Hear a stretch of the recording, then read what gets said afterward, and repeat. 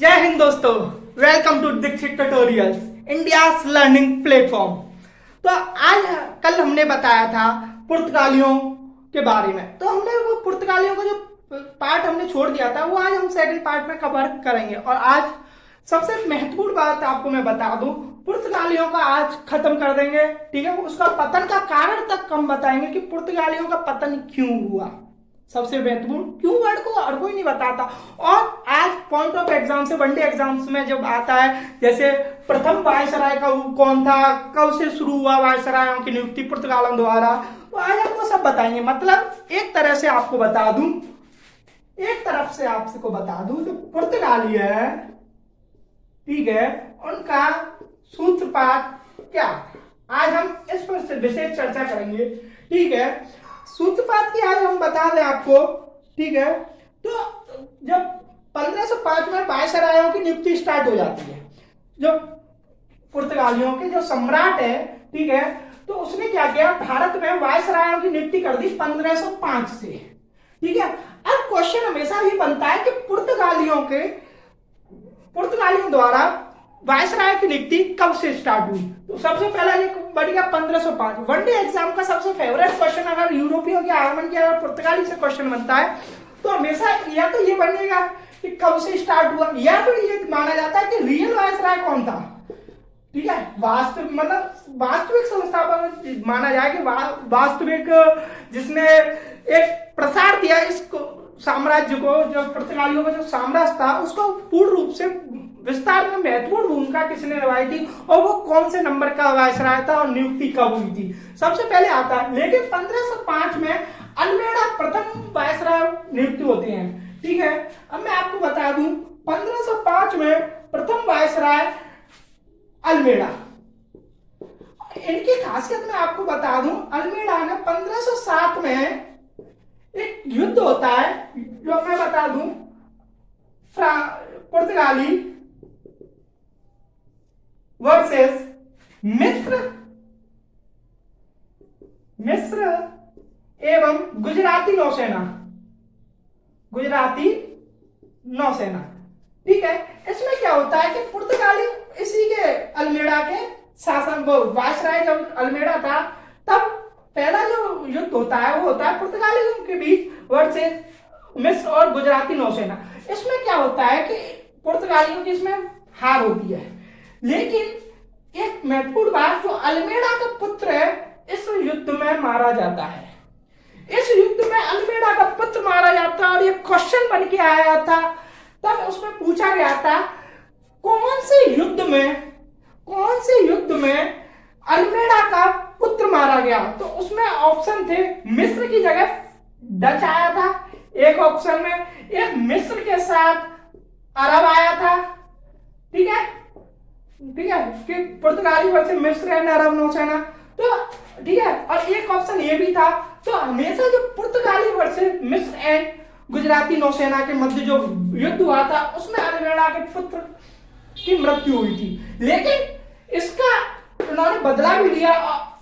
Next year 1508-9 में इन्होंने इस संयुक्त सेना को हरा भी दिया था। मैं आपको बता दूं कि जब ये इन्होंने हराया 1508-9 में, अल्मेडा ने जब उस संयुक्त सेना को हराया था, लेकिन उसके तत्पश्चात क्या हुआ था, 1509 में वायसराय बदल गया। ठीक है, वायसराय जब बदल गया 1509 में, उस युद्ध के बाद, ठीक है, उस युद्ध के बाद मतलब उसमें पुर्तगालियों की विजय हो गई थी। दूसरे जब 1508-9 में जब युद्ध हुआ उसमें पुर्तगालियों की विजय हो गई थी। उस संयुक्त सेना को पुर्तगालियों ने हरा दिया था और एक तरह से उसने अपने बेटे की मृत्यु का बदला ले लिया था।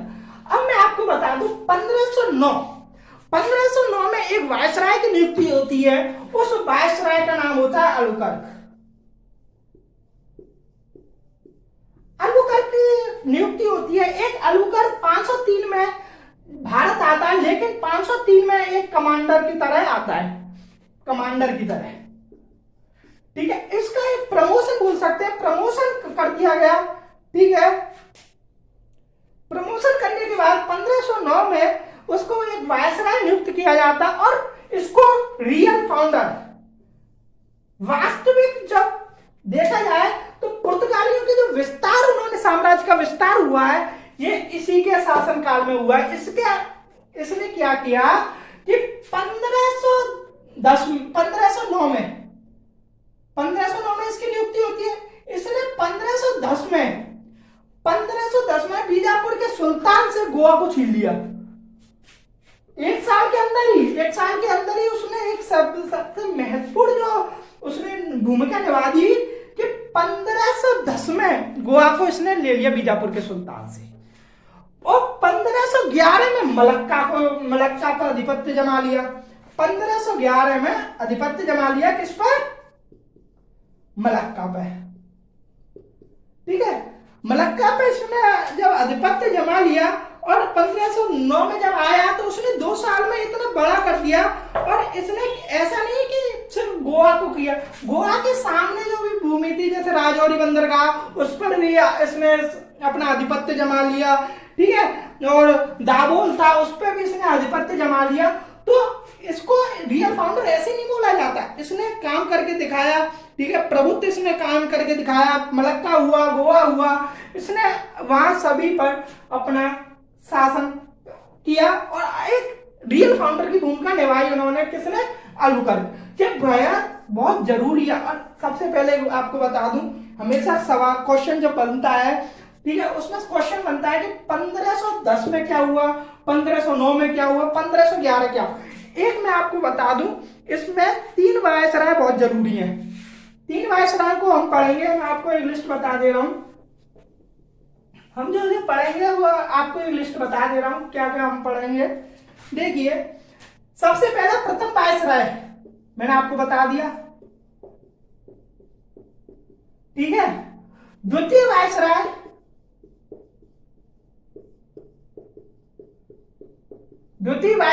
और रियल फाउंडर, यही द्वितीय वायसराय ही इसका भूमिका, जो रियल फाउंडर जो माना जाता है, रियल वायसराय जो माना जाता है।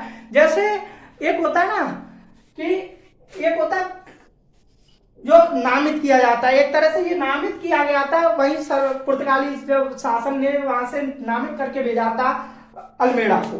ठीक है, लेकिन इसके शासनकाल में वो साम्राज्य स्थापित नहीं हो सका था जो अलबुकर्क ने कर दिखाया।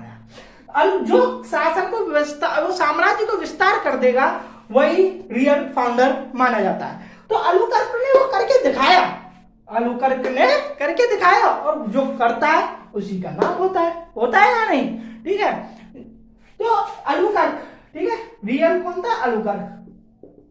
अलबुकर्क का जब ये क्वेश्चन बनता है तो इसमें आता है कि अलबुकर्क क्या क्या इसने हासिल किया।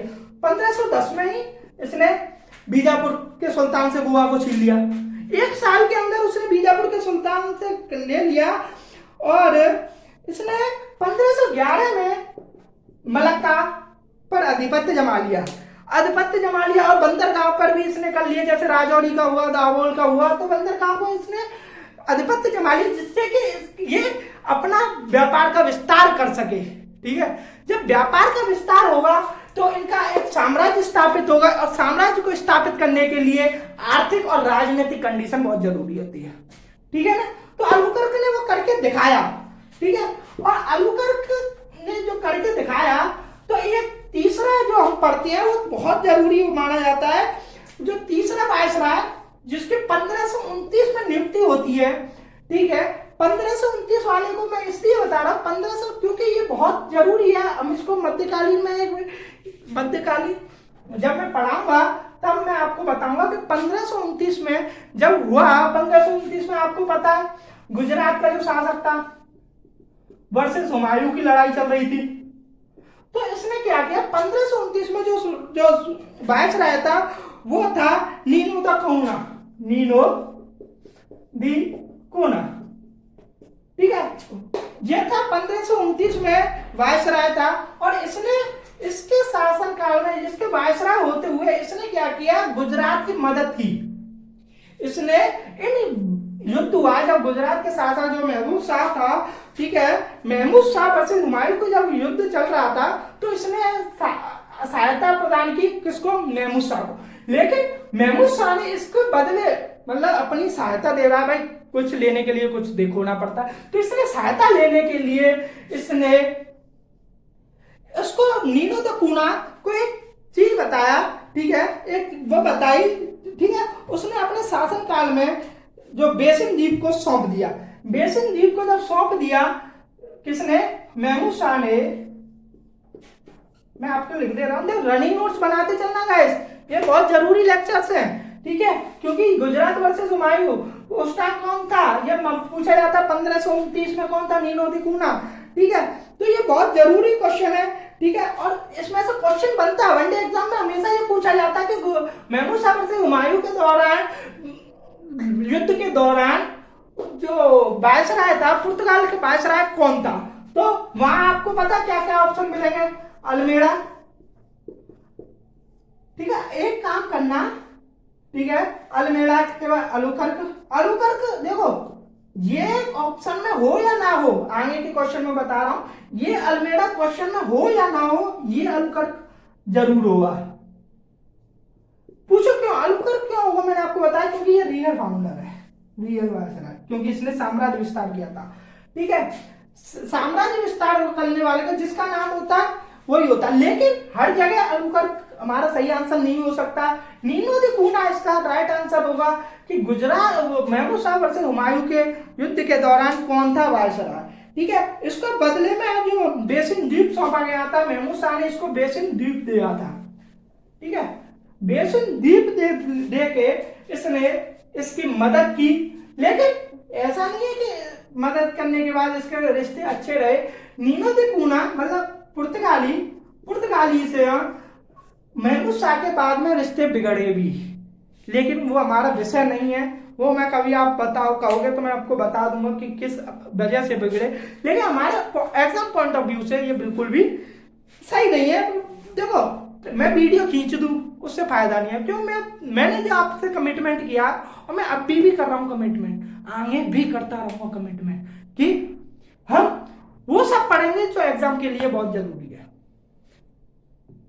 हम इधर से उधर उधर से उधर की बात नहीं करेंगे, हम अपने एग्जाम्पल, हाँ एग्जाम्पल के लिए मैं आपको बताता चलूंगा, कोई न्यू एग्जाम्पल दे दिया तो वो बात अलग है, लेकिन वो एग्जाम्पल भी मैं अपने टॉपिक से रिलेट करूंगा, ठीक है। क्योंकि जीएस क्या है कि आप जितना पढ़ोगे देखो, ठीक है, गुजरात कौन सा पार्ट है, ठीक है, तो क्या है, ज्योग्राफी की जब मैम आएंगी तो वो आपको पूरा बताएंगी, ठीक है। मैं उनसे बोल भी दूंगा कि मैप बनाना बच्चों को सिखाए, क्योंकि पॉइंट देखो ये आ जाता है। अब बहुत लोगों को तो यही नहीं समझ में आता ये है क्या छतरी सी, ठीक है, और ये बनती कैसी है, ठीक है। तो ये हर कोई मैम से मैं बोल दूंगा कि हर किसी बंदी को मतलब हर किसी स्टूडेंट को ये बताए कि कैसे बनता है, क्यों बनता है, क्यों इस जगह कौन सा सीमा रेखा है, यहाँ पर कौन सी सीमा रेखा है, तो मैं ज्योग्राफी बताऊंगा, और यहाँ भी मैं उनको बोल दूंगा कि मलक्का कहाँ पर है स्थित है, मतलब एक वो आपको मैप के थ्रू समझा देंगे, ठीक है। वैसे तो मैं मैप के थ्रू समझाता चलता हूँ, मैंने कल भी समझाया था, ठीक है। तो नीनो दी कूना को जब बेसिन द्वीप सौंप दिया गया था, तब इसने मदद की थी महमूद शाह की। अब लेकिन अगर हम देखें तो पुर्तगालियों का व्यापार पर प्रभुत्व, अगर हम देखें कि पुर्तगालियों का व्यापार पर जो प्रभुत्व था वो कैसे था, ठीक है। अगर हम देखें व्यापार पर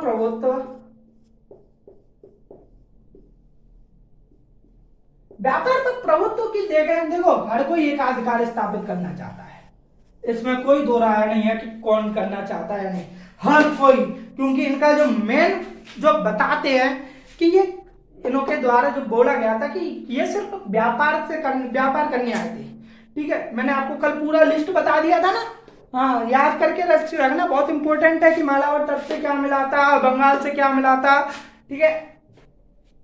तो व्यापार पर प्रभुत्व तो ये जमाना चाहते थे, और इन्होंने क्या किया कि कार्टेज व्यवस्था की स्थापना लागू कर दिया था। कार्टेज व्यवस्था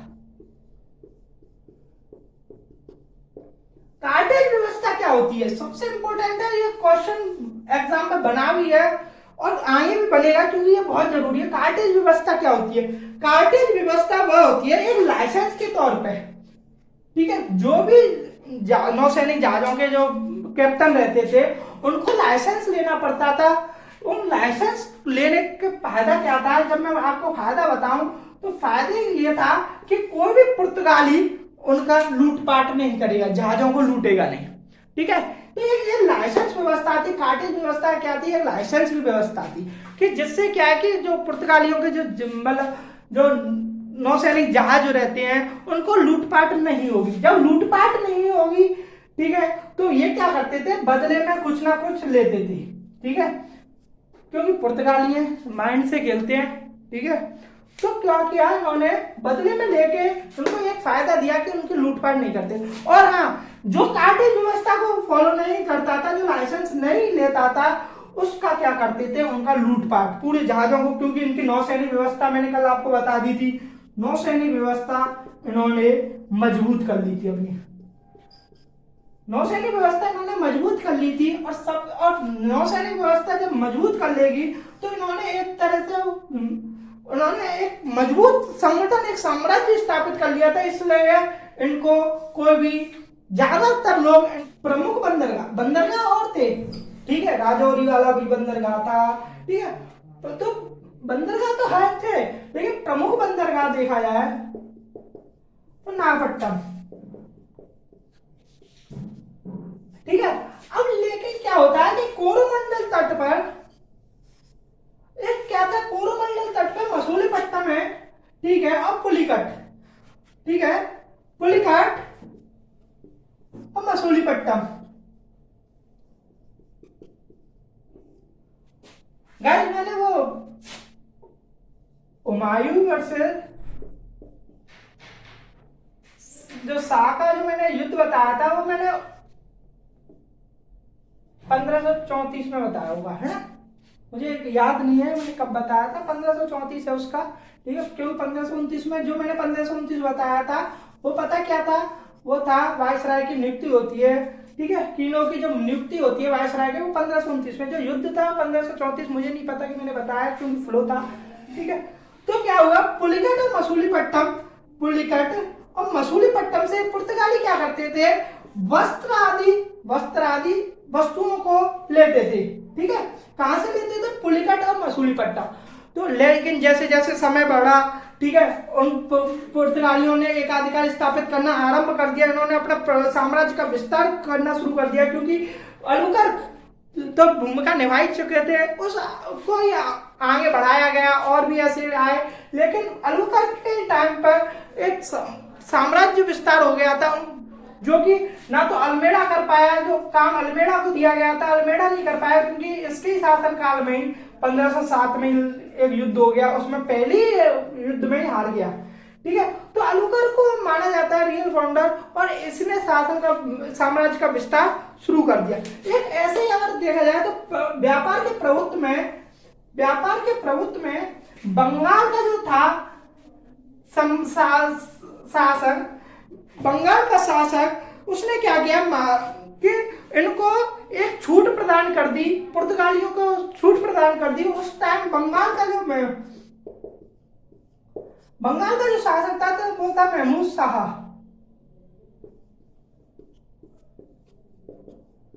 ठीक है।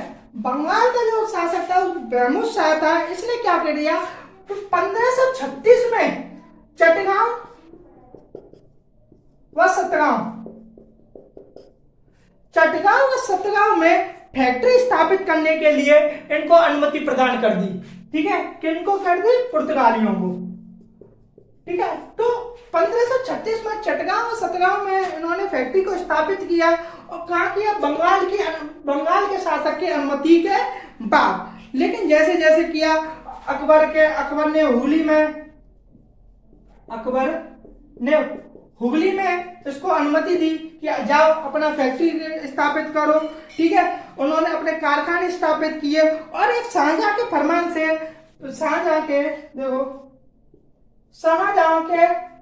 से इन्होंने बुंदेल में भी अपना कारखाना स्थापित किया। शाहजहां के फरमान से कहां पर, बुंदेल में। ठीक है। तो इन्होंने देखो अकबर की भी आया, अकबर के बाद जहांगीर आया, जहांगीर के साथ भी बताया। जो मुख्यतः जो हमारे एग्जाम पॉइंट ऑफ व्यू से जो इम्पोर्टेंट है वो मैं बता रहा हूँ। तो शाहजहां के फरमान से उन्होंने बुंदेल में भी बताया, अकबर के फरमान से होली में स्थापित किया कारखाना, बंगाल के शासक महमूद शाह के अनुमति के चटगांव और सतगांव में 1536 में इन्होंने फैक्ट्री स्थापित की। अब जैसे जैसे समय बदला, ठीक है, इन्होंने अपना बहुत कुछ शुरुआत कर दिया था। इन्होंने एक नींव रख दी थी, जो अलूकर नींव रख के चला गया था उसको ही आगे बढ़ाया गया। और 1536 में एक अपना चरम सीमा पर जाने की एक कहते ना कि सिद्धि एक होता है। देखिए मैं बता दूं आपको, ये फिर इससे ऊपर, फिर इससे ऊपर, तो इससे ऊपर इसने क्या कर दिया, अलूकर क्या चला गया कि इसने इनको ऊपर जाना बता दिया कि किस आधार पर उसको बेस मजबूत कर गया। इस बेस को अगर मजबूत कर गया, किसी चीज का बेस मजबूत होता है। जैसे मैं आपको हिस्ट्री पढ़ा रहा हूँ, आपको बेसिक कंसेप्ट समझा रहा हूँ, क्यों?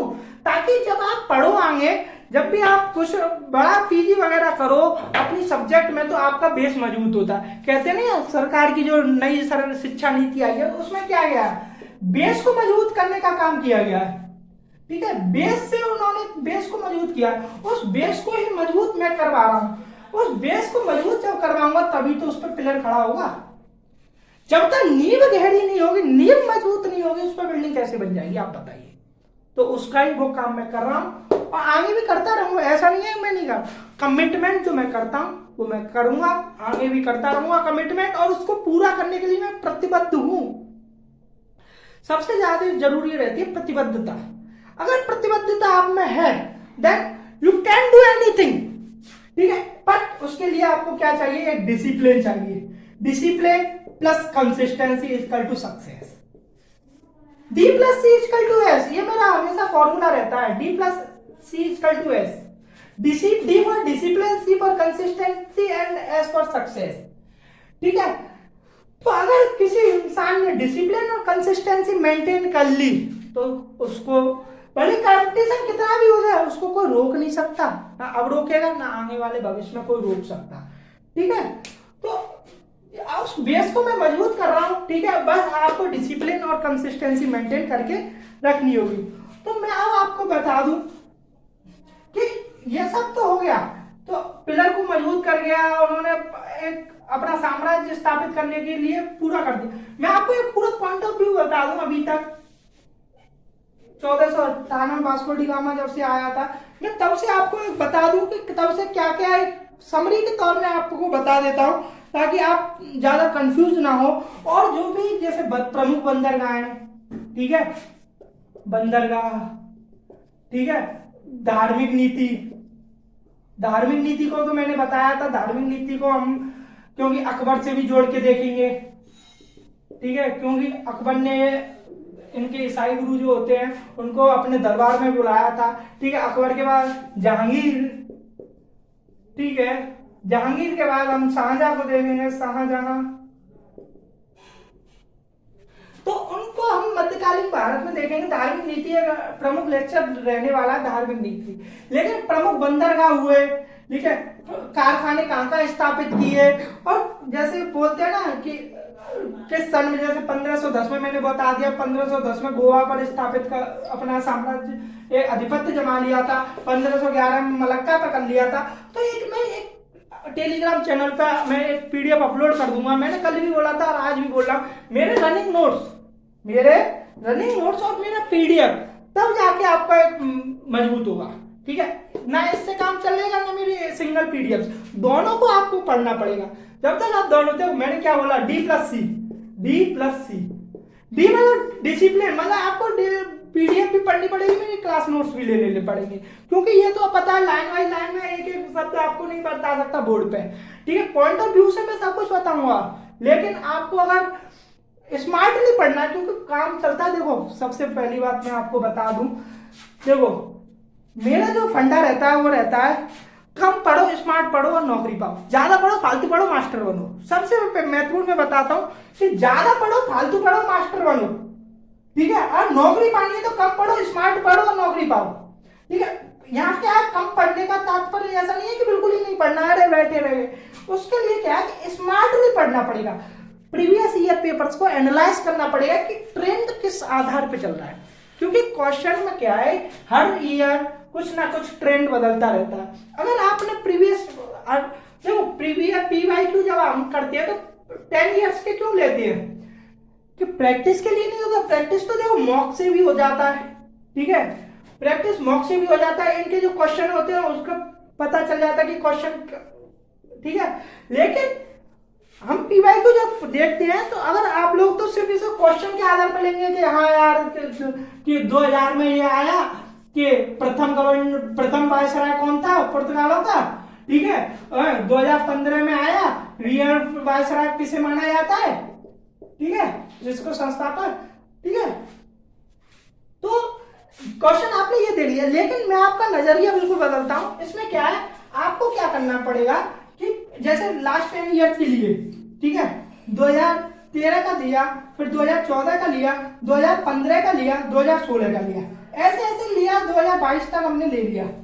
तो ये देखो क्वेश्चन का पैटर्न, क्वेश्चन का ट्रेंड किस आधार पे चल रहा है। जब तक आप क्वेश्चन को एनालाइज नहीं करोगे, जब तक नहीं पता चलता कि आपने क्या किया। तो हर पेपर को एनालाइज करो और उस अनुसार देखो कि ट्रेंड किससे बदल रहा है, क्वेश्चन का ट्रेंड। क्योंकि आप जितने स्मार्ट बनते हो ना, उससे ज्यादा एग्जामिनर स्मार्ट है। वो बुद्धि लगा लेता है कि पीवाईक्यू तो हर कोई आता है, पीवाईक्यू रिपीट हो जाते हैं वनडे एग्जाम्स में, लेकिन ये कोई जरूरी नहीं है कि वही आए। जैसे 2023 का जो कोई पेपर होगा तो क्या कोई जरूरी है कि 2000 पेपर वाला सेट सीधा सीधा आ जाएगा, नहीं आएगा, क्योंकि 2000 में कोई अलग ट्रेंड था क्वेश्चन का, 2023 में अलग ट्रेंड है। 2000 में सीधा डायरेक्ट क्वेश्चन था प्रथम वायसराय कौन, ठीक है। 2023 में देखा जाएगा कि जो अल्मेडा है, अल्मेडा का किससे युद्ध हुआ, एग्जाम्पल के तौर में बता रहा हूं। तो देखिए ट्रेंड कहां से बदला, पहले आता था प्रथम वायसराय और अब आएगा कि अल्मेडा का युद्ध किससे हुआ, समझ रहे हो नहीं। तो ट्रेंड बदल रहा है, ट्रेंड जब बदलेगा तो उसी आधार पर हमको खुद को बदलना पड़ेगा। तो इसलिए कम पढ़ो स्मार्ट पढ़ो, ठीक है, कम पढ़ो स्मार्ट पढ़ो, ठीक है, और ज्यादा पढ़ो फालतू पढ़ो मास्टर बनो। सीधी फंडा बताता हूँ, ज्यादा पढ़ो फालतू पढ़ो मास्टर बनो, कम पढ़ो स्मार्ट पढ़ो कॉम्पिटिटिव एग्जाम पास करो, ठीक है। और मेरा यही है कि मैं कम से कम और स्मार्टली आपको तैयार करूं, एक आपके माइंड सेट को एक प्रिपेयर करूं, ठीक है। तो सबसे पहले मैं आपको बता दूं कि अल्मेडा है, ठीक है, अल्मेडा हुआ, अलुकर हुआ, कीनो हुआ, तो ये पुर्तगाली के 3 महत्वपूर्ण थे, ठीक है। तो पढ़ाने के लिए फालतू तो मैं भी पढ़ा लूं, लेकिन उससे फायदा क्या ये बताओ, क्या कोई फायदा है? अगर उस फालतू पढ़ाने से आपका एग्जाम क्लियर हो जाता तो बता दो, मैं तो 2 घंटे का लेक्चर बना लूंगा, ठीक है। तो मुझे कुछ उससे फर्क नहीं पड़ता। तो अब मैं आपको बता दूं, एक शॉर्ट समरी बता दे रहा हूं ना, शॉर्ट समरी, शॉर्ट समरी में बता दूं, सारांश जिसे हम बोलते हैं सारांश। सबसे पहले बता दूं आपको 1498 से शुरुआत करता हूं। 1498 में वास्को डिगामा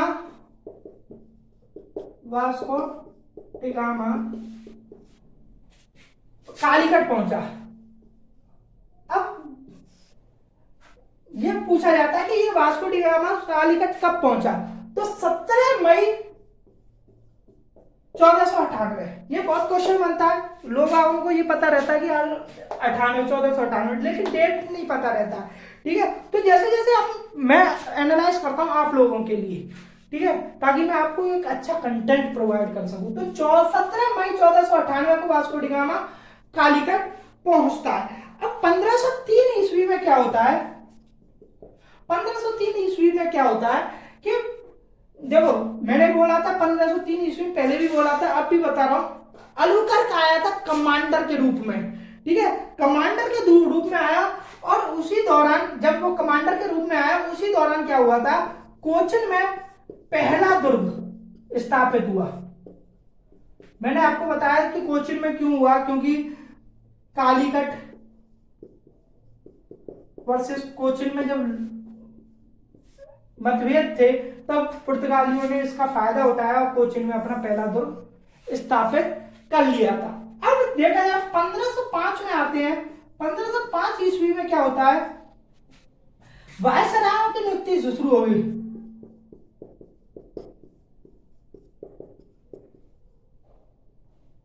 वायसरायों की नियुक्ति स्टार्ट हो गई और पहला वायसराय अल्मेड़ा था। पहला वायसराय कौन था? अल्मेड़ा। ठीक है, पहला वायसराय कौन था? अल्मेड़ा। अब 1509 में क्या होता है? 1509 में मैंने आपको बताया था, 1500 पहले तो 1507 बता दो। 1507 में पुर्तगाली वर्सेस, ठीक है, मिस्र और गुजरात की नौसेना का संयुक्त, गुजरात नौसेना, ठीक है, इन दोनों इनमें इनकी संयुक्त सेना और ये पुर्तगाली, तब इसमें पुर्तगालियों की हार हुई थी और अल्मेड़ा का पुत्र मारा गया था। ठीक है, अल्मेड़ा का पुत्र मारा गया था। अब लेकिन अब मैं बता दूं कि 1508-9 में अल्मेड़ा ने अपना बदला पूरा लिया और 1508-9 में इन्होंने क्या किया, 1509 में फिर से एक युद्ध होता है। ठीक है, पुर्तगाली वर्सेस गुजरात एंड मिस्र की संयुक्त सेना, नौसेना। ठीक है, मिस्र की संयुक्त नौसेना के साथ होता है। इसमें क्या करता है, पुर्तगाली जो अल्मेड़ा था, अल्मेड़ा इसका नेतृत्व करता था। अल्मेड़ा ने क्या किया, अल्मेड़ा विजयी हुआ। ठीक है, अल्मेड़ा विजयी हुआ। 1509 साल 1509 ही चल रही थी, इसी टाइम अलुकर्की की नियुक्ति हो गई। अलुकर्की की नियुक्ति हो गई इसी टाइम 1509 में। ठीक है, और क्या होता है 1509 के बाद 1510 में बीजापुर के सुल्तान से, बीजापुर के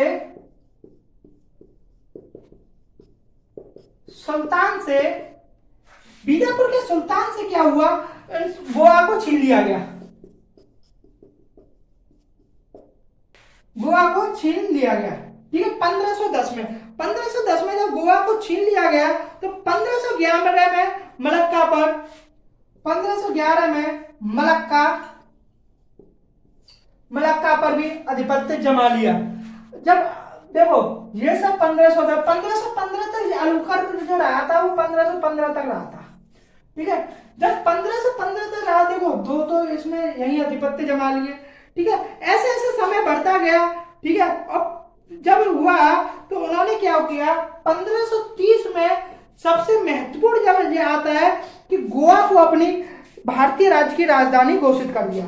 1530, अब मैं बता दूं आपको 1530 कौन था ये। 1530 में कमेंट बॉक्स में बताना, क्योंकि मैंने अभी बताया है। ठीक है, क्योंकि 1529 में मैंने बोला था ना, 1529 में एक महत्वपूर्ण वायसराय की नियुक्ति हो गई थी, जिसको मैंने बताया था। ठीक है, कमेंट बॉक्स में जरूर बताना। ठीक है, तो 1530 में क्या हुआ, गोवा को भारतीय राज्य की राजधानी घोषित कर दिया गया। गोवा की, ठीक है, गोवा को भारतीय राज्य की राजधानी घोषित कर दिया गया था। राजधानी घोषित कर दिया गया था। ठीक है, भारतीय राज्य की राजधानी घोषित कर दिया गया था। फिर क्या हुआ 1534 में, मैंने आपको पहले बताया था 1534 में जब गुजरात के शासक और हुमायूं के बीच में जब लड़ाई होती है तो पुर्तगाली उसका सहयोग करते हैं गुजरात का, और उनको गिफ्ट के तौर पे एक द्वीप मिलता है। ठीक है, पुर्तगालियों को एक द्वीप देता है कौन, गुजरात का शासक। तो ऐसे ऐसे समय बढ़ता गया, समय और बढ़ा। 1535 में जब द्वीप पर अधिकार कर लिया, ठीक है, 1535 में भी द्वीप पे अधिकार करने के बाद फिर और भी ऐसे समय आए। ठीक है, तो ऐसे ऐसे समय बढ़ता गया। मैंने आपको एक शॉर्ट समरी के रूप में आपको बता दिया, और मैं जो भी और जैसे और भी जैसे डाटा रह जाता है, देखो डाटा जब रह जाएगा तो मैं आपको उसको पीडीएफ में अलॉट करवा दूंगा। ठीक है, पीडीएफ में अलॉट करवा दूंगा। टेलीग्राम चैनल में अपने कंटेंट मैनेजर और यूट्यूब मैनेजर से बोल दूंगा कि वो पिन कर दें कमेंट बॉक्स में, आज आपको मिल जाएगा टेलीग्राम का चैनल, ठीक है। तो पीडीएफ में आपको बाकी का कंटेंट मिल जाएगा। पीडीएफ और रनिंग नोट्स आपको पढ़ने ही है, मैंने आपको पहले ही बता दिया। अब मैं आपको बता दूं पुर्तगालियों का पतन क्यों हुआ। सबसे जरूरी है पुर्तगालियों का पतन क्यों हुआ, ठीक है। पुर्तगालियों का पतन,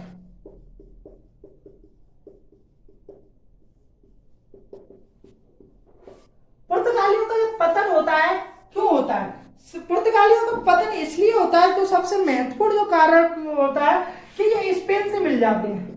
जैसे ही स्पेन से मिल जाते हैं, स्पेन के राजा के साथ सम्मिलित हो जाते हैं, ठीक है। जैसे ही स्पेन का पतन शुरू होता है तो ऑल पुर्तगालियों का भी पतन स्टार्ट हो जाता है, ठीक है। तो इन्होंने सबसे पहले जो गलती कर दी थी स्पेन के साथ मिलकर, ठीक है। स्पेन जब स्पेन से जुड़ गया और स्पेन का पतन आरंभ हो गया, उसी दौरान पुर्तगालियों का भी पतन आरंभ हो गया।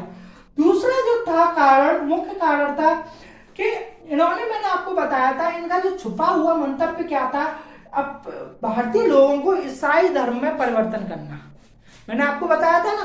तो इस असहिष्णुता की वजह से इनका ज्यादा देर टिक नहीं पाए और इनका पतन स्टार्ट हो, क्योंकि धार्मिक रूप से किसी भी लोगों की धार्मिक भावना का खिलवाड़ करोगे तो वो कभी भी नहीं टिक पाता ज्यादा दिन के लिए। तो वहां से उनका पतन स्टार्ट हो गया, और पतन जब स्टार्ट हो गया तो उनका धार्मिक गतिविधियों में हस्तक्षेप एक प्रमुख कारण बना। मैं हस्तक्षेप इनका एक प्रमुख कारक बना इनके पतन में। जब तीसरे पॉइंट में आपको बता दूं कि पुर्तगालियों का क्या था, सरकारी हस्तक्षेप हर चीज में रहता था। जहां भी सरकार का हस्तक्षेप आ जाएगा तो इनका काम करने का जो ललक होती है, जो हिम्मत होती है, जो प्रतिबद्धता होती है, वो कम रह जाती है। पुर्तगाली क्योंकि व्यापार के माध्यम से है, लेकिन इनका सरकार का हस्तक्षेप था। जब सरकार का हस्तक्षेप रहेगा तो ये उतना ही सीमित हो गए थे, ठीक है। उसी आधार पर उनका पतन स्टार्ट हो गया था। तो प्रमुख 3 कारण मैंने आपको बता दिए, ठीक है। और बाकी का आपको कंटेंट पीडीएफ में मिल जाएगा, लेकिन ये याद रखना, जो मैंने रनिंग नोट्स बनाया पॉइंट ऑफ व्यू की वजह की बहुत इंपॉर्टेंट है और आगे भी रहेगा इंपॉर्टेंट, क्योंकि मैंने क्या बोला, सबसे पहले बात है, मैंने क्या बोला, कम प्लस स्मार्ट इसका नौकरी, ठीक है। तो इसी आधार पर कम नहीं है, बहुत पूरा कंटेंट है। मैंने आपको प्रीवियस ईयर क्वेश्चन भी आज आपको साथ 2-3 डिस्कस किए हैं, ठीक है। ऐसे मैं करता रहूंगा। और मैं टेलीग्राम चैनल पर, जैसे आज मेरा पुर्तगाली खत्म हो गया, तो मैं इसके क्वेश्चन आपको अपडेट करता रहूंगा। जैसे आज क्या है, ट्यूसडे, सैटरडे को मैं इसके क्वेश्चन आपको सेंड कर दूंगा, ठीक है। सेंड क्या कर दूंगा, मैं एक लाइव क्लास, अब तो लाइव क्लासेस मेरी स्टार्ट हो जाएंगी 5 या 6 तारीख से, तो मैं कोशिश करूंगा कि क्वेश्चनों को मैं लाइव क्लासेस में करवाऊं, ताकि आपको एक मोटिवेशन मिले, ठीक है। मैं नहीं चाहता कि कोई भी अब जीएस से डरे, क्योंकि जीएस अब पढ़ना हुआ आसान दीक्षित ट्यूटोरियल के साथ, ठीक है। तो हम आपको कम और स्मार्ट प्लस नौकरी, ये मेरी प्रतिबद्धता रहेगी, ठीक है। कम का मतलब ऐसा नहीं है मैं कंटेंट वो दूंगा, मैं फालतू का कंटेंट नहीं दूंगा, क्योंकि मैंने क्या बोला, फालतू पढ़ो, ठीक है, ज्यादा पढ़ो, ठीक है। ज्यादा का मतलब क्या होता है, कोई फालतू हो जाता है जो एग्जाम पॉइंट ऑफ व्यू से जरूरी नहीं है। तो मास्टर बनो भाई, मास्टर जो बनता है वो फालतू तो पढ़ता है, ज्यादा पढ़ता है, क्योंकि जो नौकरी पाता है ना वो तो स्मार्टली पढ़ता है। क्योंकि अब आपको पता होगा कि अगर एक पोस्ट पर minimum 1000 to 10,000 1K to 10K इतने बच्चों की वो रहती है, ठीक है, एक पोस्ट पर। तो इस वजह से हमको अब स्मार्टली पढ़ना पड़ेगा। और जीएस का जो डर था वो मैं आपको बताऊंगा। दीक्षित ट्यूटोरियल को आप फॉलो करते रहिए, ठीक है। और फॉलो के साथ अपने साथियों के साथ शेयर करें, ताकि शेयर करोगे ना तो आपको एक कंपटीशन मिलेगा अपने दोस्तों से। जब आप ये ध्यान रखना, जब अपने दोस्त के साथ कंपटीशन करते हो ना, पढ़ने में तभी मजा आता है। अकेले पढ़ने में कभी आनंद नहीं आएगा। ये मैं आज आपको लिख के दे रहा हूँ, क्योंकि कंपटीशन में इंसान अपने आप को बहुत अच्छी तरीके से जान पाता है कि यार मैं उससे कितना छोटा हूँ। तो दीक्षित ट्यूटोरियल के माध्यम से हम आपको कंपटीशन का एक ऐसा फील कराएंगे कि हाँ कंपटीशन किस लेवल का है, और प्लस डराएंगे नहीं, फिर हम उसको बताएंगे कि एग्जाम का पैटर्न क्या है, ट्रेंड क्या बदलता जा रहा है। तो दीक्षित ट्यूटोरियल को लाइक करें, सब्सक्राइब करें, फॉलो करें एंड शेयर करें अपने दोस्तों के लिए। जय हिंद, जय भारत।